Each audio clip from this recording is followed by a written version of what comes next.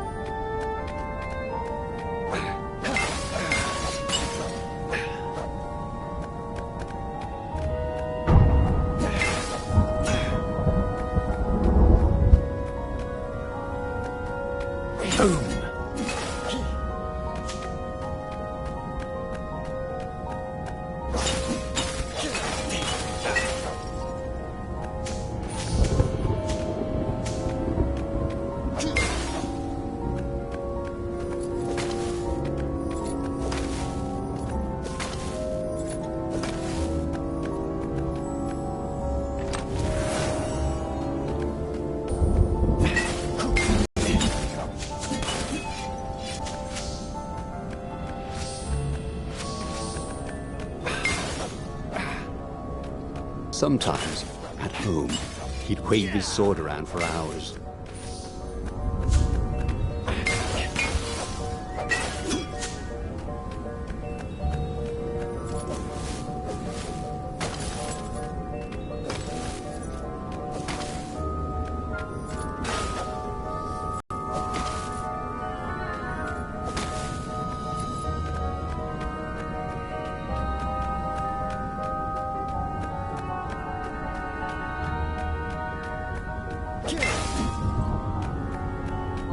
Once you try it, you're hooked.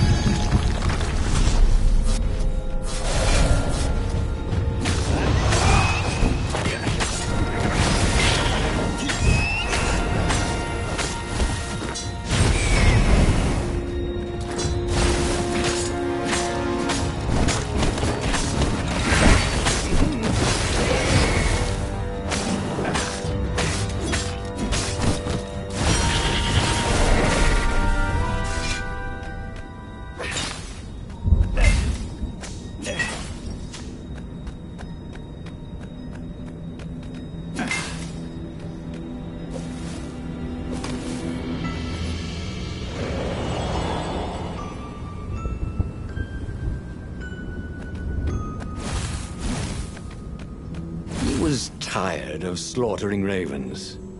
Maybe it was time to test out the new weapon. He turned a knob on the Sky Ripper. It made strange mechanical noises. The wheels spun faster. It began to hum. The Sky Ripper was following his every step. At least it acknowledged him as the master. But there was no trigger. How was he supposed to fire it? Fire, he said. Nothing happened. Well, maybe it just needed to warm up. After all, it hadn't been fired in thousands of years.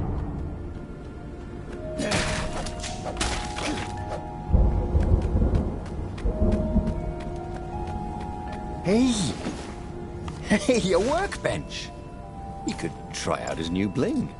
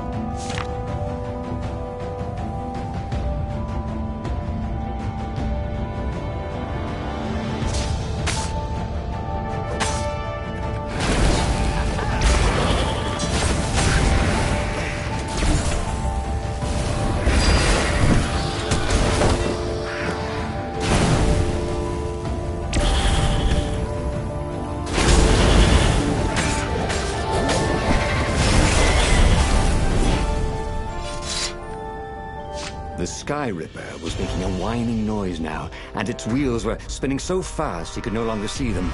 Bernardo had a thought. "Please?" he asked. The Sky Ripper began to glow. Boom! The outpost burst into flame. Ravens flapped out screaming, wings on fire. The base was his. The far speaker toad came hopping out. "Bernardo!" It croaked, sounding like a toad version of Zenobia.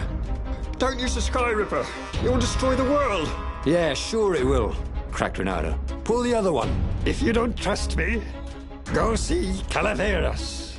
He'll tell you the same thing." Oh, she would say that. That sounded sensible. Why did she always have to sound sensible all the time? Oh, it was infuriating. Of course she would say that. He was supposed to hurry and bring the Sky Ripper to the council so the rebels could actually win the war. But what if she was right? Damn it.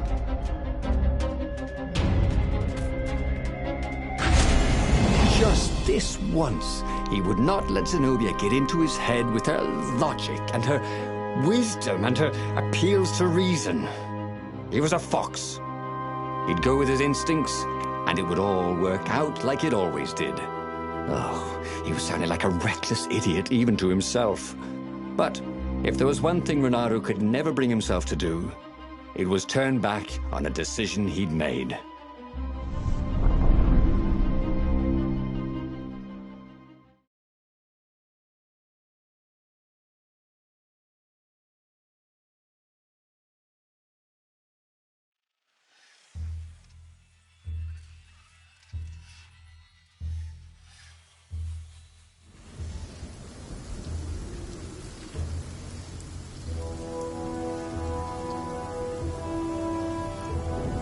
Imperials were flapping in ruins.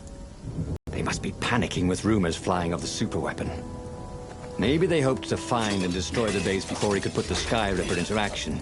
The Sky Ripper was whining and heating up. It would be time to use that energy soon.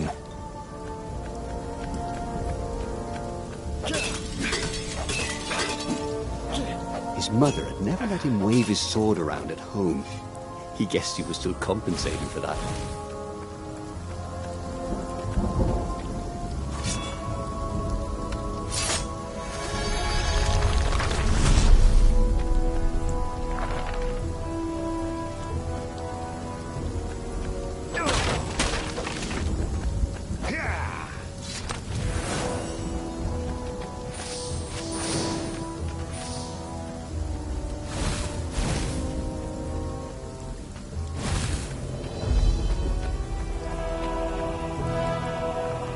Bernardo had been the terror of the sandcastles when he was 2.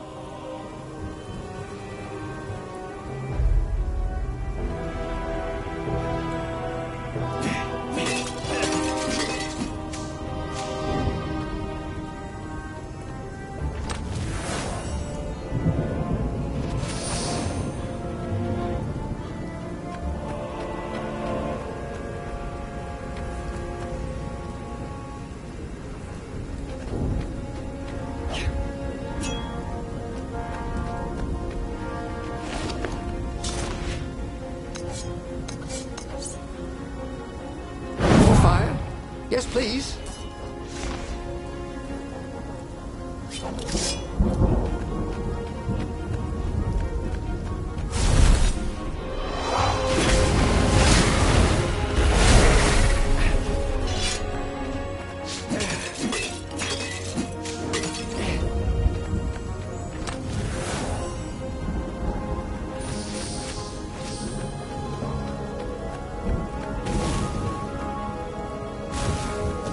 Felt like Tarzan.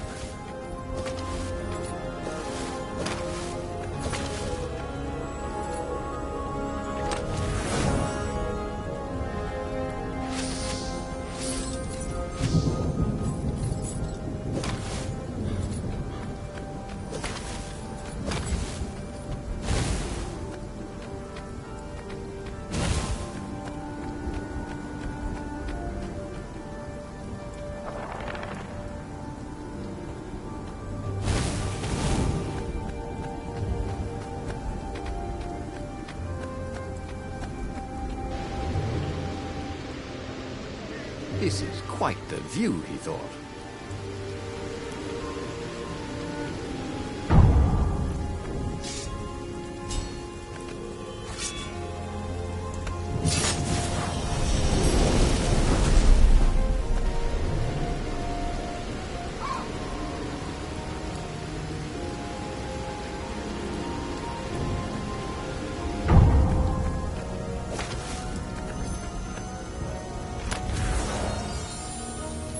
Bernardo had once invested in a jewel store, but it lost money because someone kept robbing it. Twist, it was him.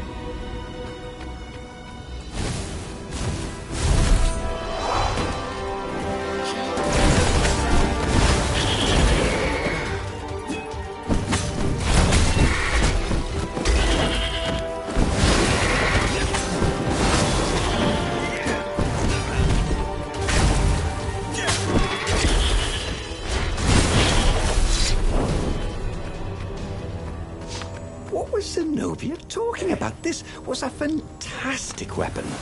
Ravens burst into flames with just a touch of its killer beam. He was tempted to leave it on all the time, but he didn't want to accidentally slice off some council toad's head or tongue. She'd been trying to distract him. Well, this time, no one was going to distract him.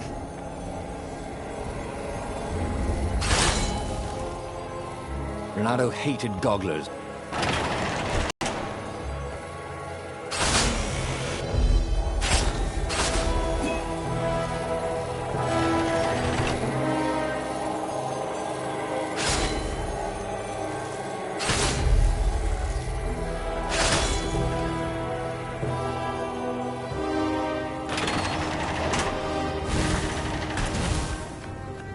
Long stairs. So he was close to the rebel base. Nothing was on fire. So far, so good.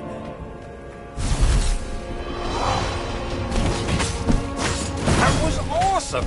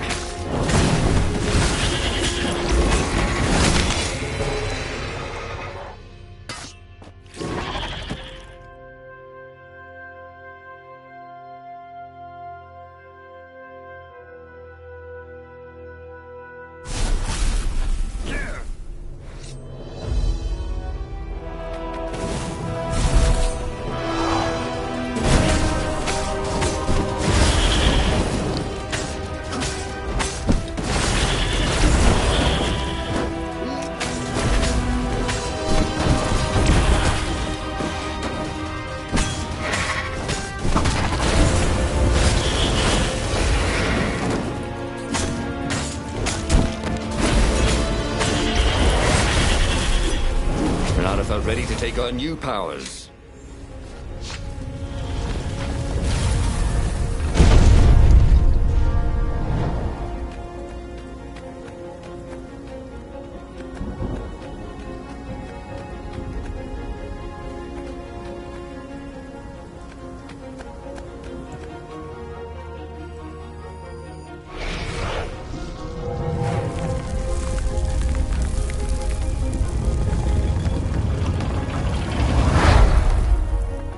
As he headed towards the council chamber, Bernardo felt everyone watching him.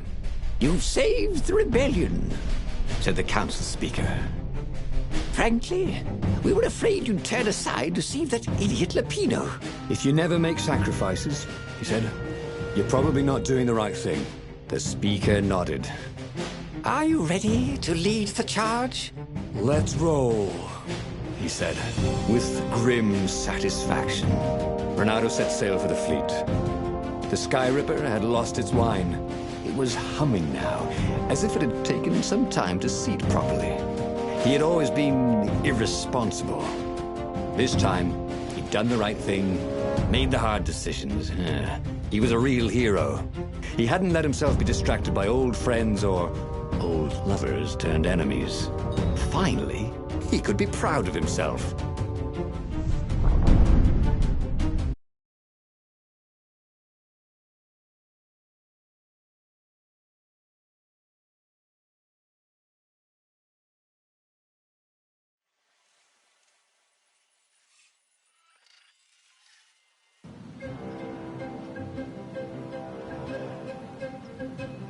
He was ready. So was Sky Ripper. The Sky Ripper had a will of its own. It picked out its own targets and set them on fire. This was going to be a short battle. He would set the ships on fire if he didn't need them to get to the Emperor. And he wondered if he'd see Zenobia, or if she'd flee. Wouldn't she be proud of him? At least, a bit of respect. He'd become an all-conquering hero.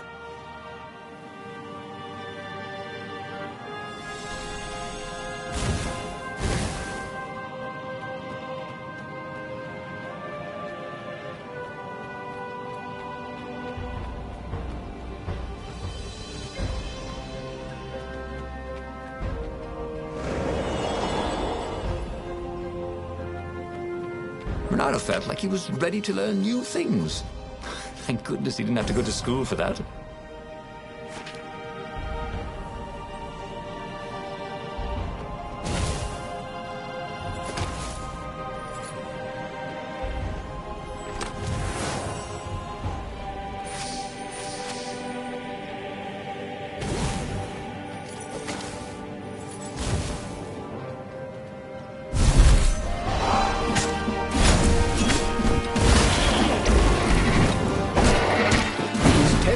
To just stand on the device and let it do all the killing for him.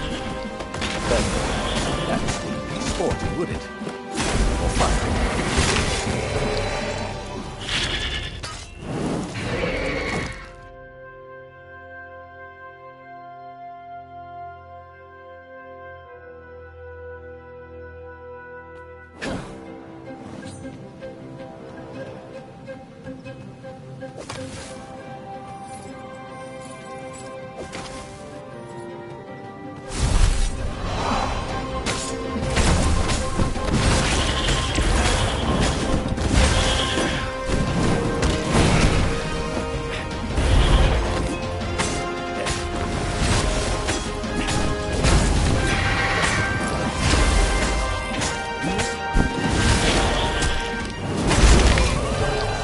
Slippy's hit, he thought.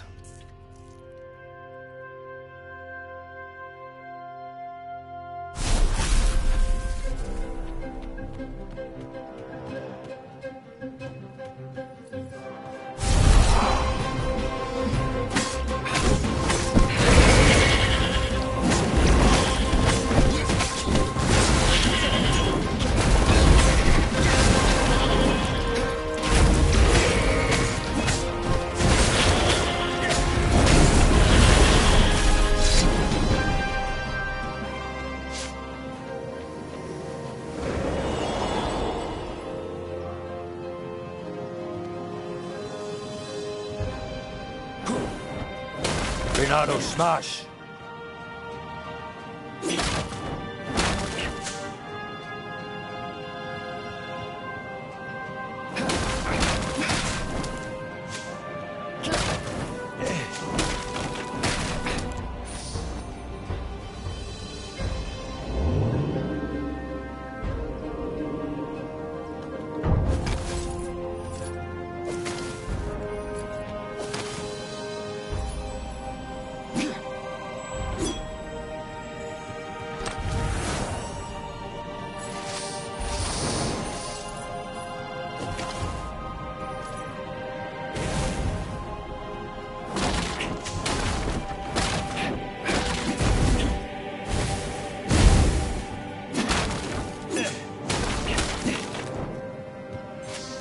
Oh, you shouldn't have.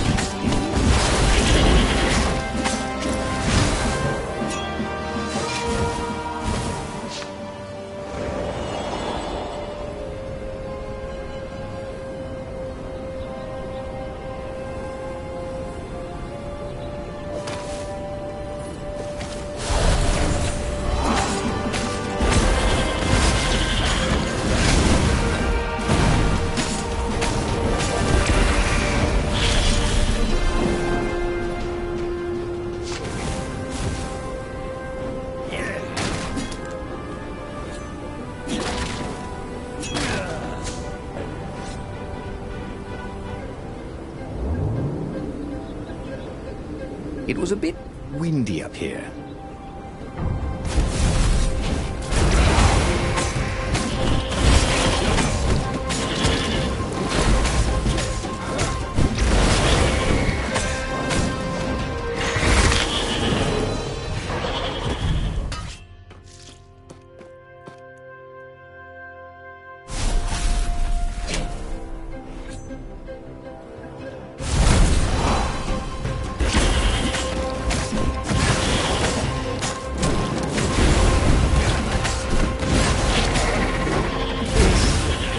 Craziest weapon he'd ever used. Or not.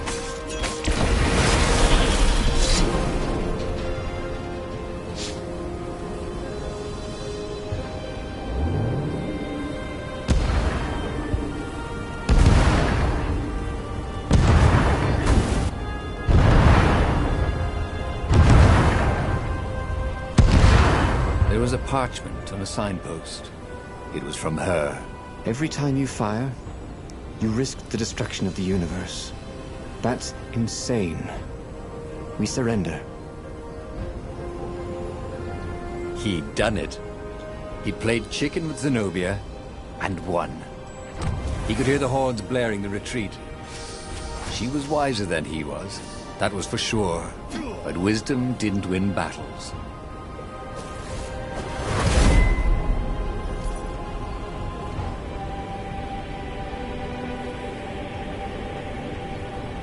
Hoped his hook didn't break.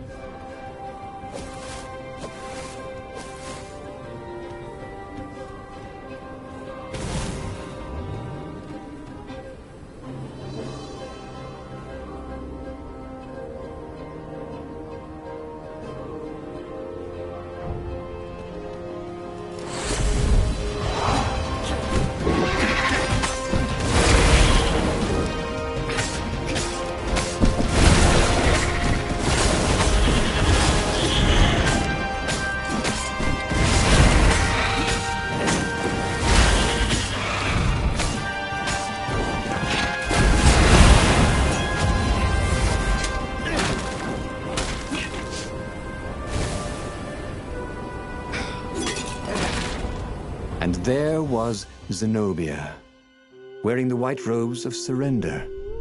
She came and kneeled before him. Why didn't you listen to me? I was trying to save you too. You're the enemy, he said. I was never your enemy, Renato. Then she spoke a terrible word and made a gesture with her hand. She stopped moving, covered in frost, and he wondered why she'd frozen herself. Then the Sky Ripper froze, and then, for a moment, he felt very cold and discovered that he couldn't move. The next thing he knew, the sun was a giant, monstrously red. It took up half the sky, and he was in a parched red desert. And then he was on fire. Renato stared at the book.